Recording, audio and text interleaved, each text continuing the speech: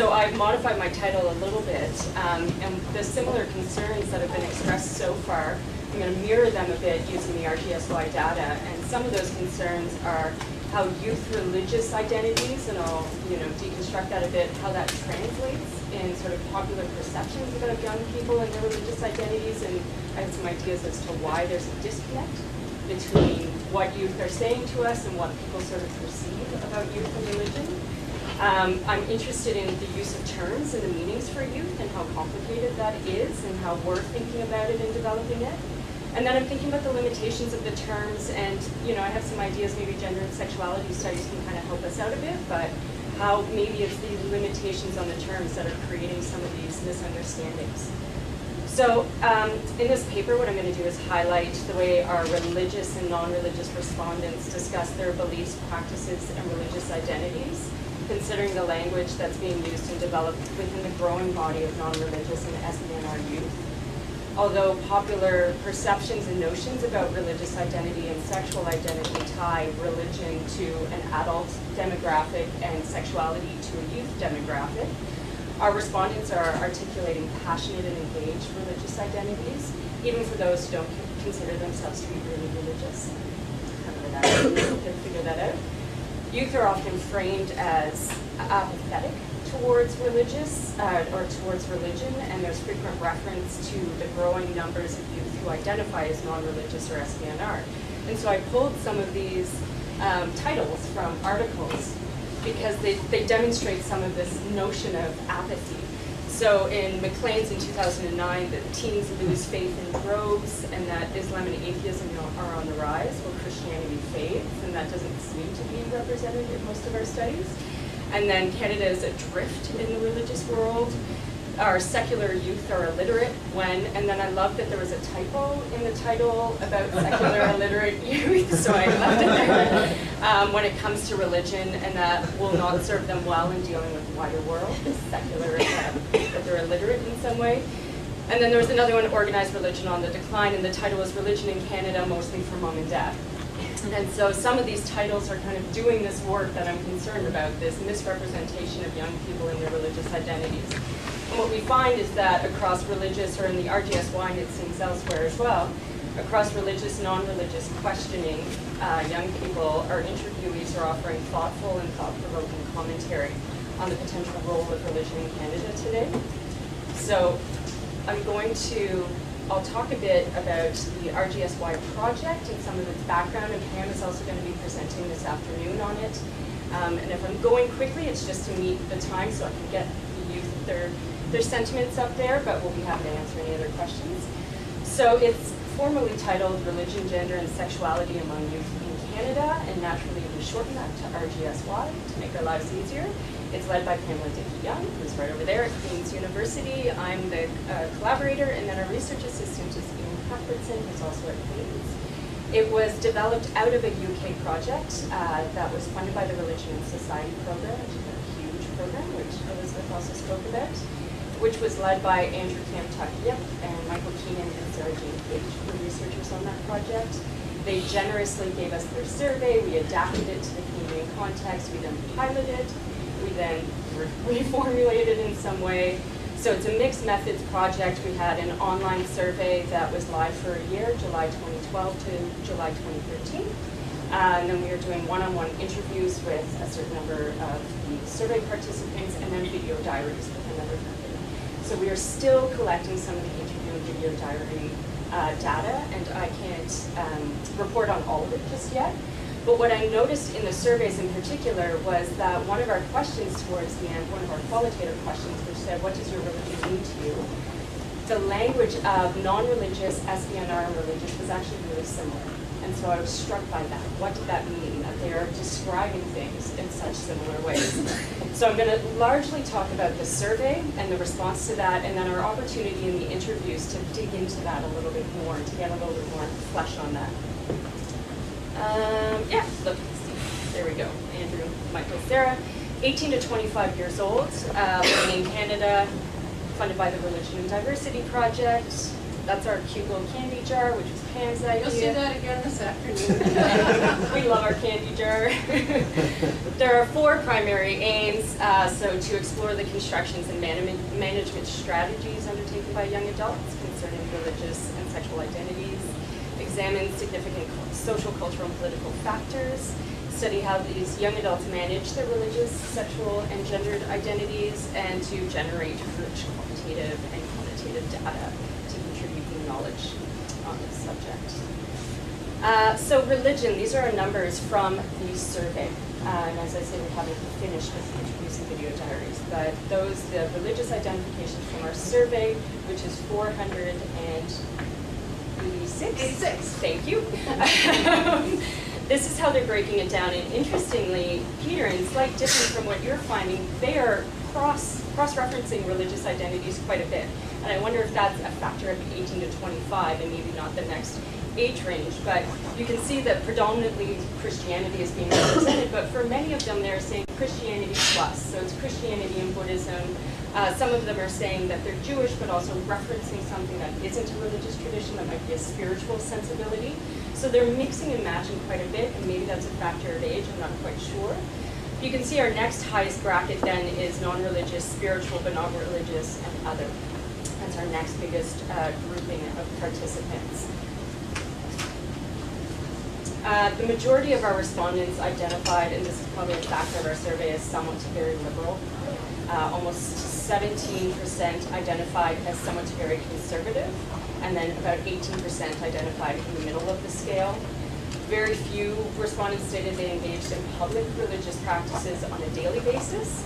And then 2% said yes, public religious practices on a daily basis, but over 22% and over 22 said they never engaged in public religious gatherings, but private religious practice was a very different matter. So roughly 28% engage in private religious practice on a daily basis, and then 32% said they never engaged in private religious practice. And then, you know, one of these contextualizing factors is that although many are engaging in private daily religious practice, and it seems to indicate a sense of religious identity, what that meant to them is very diverse. What their daily practice looks like and how they see what their actions are as being religious is very different. So as I said, at the end of the survey, we asked what their religion means to them. And many respondents described a very personal relationship with religious beliefs, deities, and their practice. A number of very interesting respondents came from the non-religious or SBNR respondents. I think that's right. So when we asked that, and our staunch atheist said, anyone has the right to believe whatever they will. I expect nothing of people other than to respect my lack of belief in the supernatural, including gods, ghosts, psychics, and other products of faith-based thought. And then female atheist at 23 says, being an atheist is an important part of my identity. I adhere strongly to the belief that there is no higher being or power. And then our next one said, I don't really have a religion, but my personal beliefs mean a lot to me. And I'll turn to some of our religious respondents who are maybe not saying entirely dissimilar things. Agnostics, atheists, and SBNR respondents connect with personal belief, using similar language to our religious respondents to describe their identities. Our religious respondents frequently express fluid notions about religiosity and religious identity. Across the spectrum, respondents highlighted attributes that correlated to religious and spiritual identities, including kindness, compassion, love. Many discussed social action and social justice as religiously and spiritually important practices in their lives. And some of our religious respondents, when asked, what does your religion mean to you? A female Lutheran said, religion for me is very important, but as I've said once before, I'd rather be friends with people who act godly than people who just pray to God. I think that my faith is more important to me than my religion. And then a male, 21-year-old male in the United Church said, it is a community in which I find belonging. It is a system of progressive, inclusive values that I seek to follow, a historical narrative and tradition in which I am a part, in a way that I connect with transpersonal and find fulfillment and meaning in my life. And another male of the United Church of Canada, my religion means I am free to choose what and who I believe in. So in our follow-up interviews, we were able to delve a little bit more deeply into these fluid notions, this language that kind of crosses these boundaries as to what it means. to have a religious or a spiritual identity or a non-religious identity. When asked to describe their current religious identities, respondents brought together exposure to multiple types of religiosities and practices that they witnessed at home, in school, in religious organizations, and online. There's a lot of connection to online religiosity. Self-defining as Catholic or Muslim or SBNR did not mean a negation or rejection of other possible religious or non-religious connections. And Teresa, a 24-year-old SBNR respondent, who was raised Catholic, when asked to describe her religious identity, brought together a number of influences. So she said, right now I'm at a confused stage, to say the least. I'm very interested in different aspects of different religions. I'm very interested in more Protestant aspects of Christianity that I'd like to become more familiar with. I'm in contact with quite a lot of Indigenous traditions, especially living in Ontario, that has also had quite an influence. And she says, I haven't, given up believing altogether, but I'm also very confused and can't really identify where I stand. And there's certainly, and Pam and I were talking about this, there's certainly in this age bracket, they're putting together a number of different things and they're maybe identifying as non-religious or questioning, but as they picture themselves in the future, there's a connection with a religious tradition, whether that's getting married in a church or bringing their kids to mosque or, to participate in their sort of future lives. So Teresa, what is complicating her religious identity is she lives in a common law relationship with a transgender partner, female to male. She grew up Catholic in a very conservative religious community, and her experience of sexual diversity was that it was unacceptable. So although Catholicism influences her beliefs, her early experiences of religion and its view of sexual diversity creates a barrier for personal self-identification as religion. To claim a religious identity over spiritual or humanistic identities poses a challenge for her with respect to her personal relationship and her early experiences of conservative Catholic teachings. And I'm going to return to Teresa in a little bit, but next I'm going to talk about Michelle, who is a trans Muslim woman, convert to Islam. And the process for her of converting to Islam and developing that religious identity from an atheist identity, she described as follows. It was suddenly all of the things that had pushed me away from Catholicism and Christianity in general, I found that they were, explained, or they didn't exist in Islam. And a lot of the things I've been looking for were there. So I started again reading more and more about it, and I was having a lot of trouble because I was like, but I'm like an atheist. You can't be religious if you're an atheist.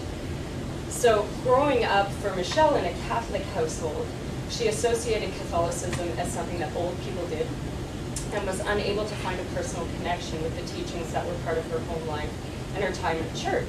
She currently engages in online and personal practices of Islam, having stopped attending services at the local mosque because of attitudes she describes as sexist, racist, and homophobic. And so I think that mirrors some of this idea of moving towards being devout in Islam, but moving away from maybe the institution itself that people are seeing as problematic. She attributes these attitudes, these sexist, racist, and homophobic attitudes, to a misunderstanding of Islamic teaching on the part of many current leaders within Islam. And her engagement with Islam is daily and personalized with the hopes of finding a more inclusive mosque in the future.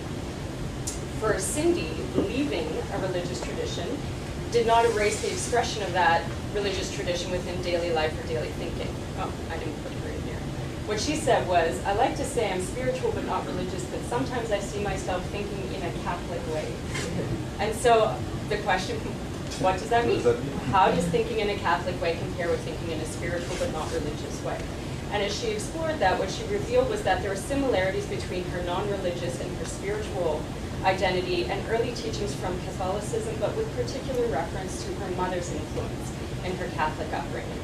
So although her father's conversion to what she described as hardcore Christianity when she was a teenager initially put her off religion and spearheaded her desire to just be a good human being, as she described it, she sees connections in the values she learned from Catholic teaching and the way her mother taught her about Catholicism, and the way she lives and treats other people as an SBNR. So these narratives show us some of the continual interweaving of religious, non-religious, spiritual identities as individuals are attempting to define and organize these aspects of their identity. Both religion and spirituality evoke a number of similar and different senses and experiences, neither possess inherently positive or negative traits, but rather our participants experience their histories and contemporary circumstances, influenced in numerous ways by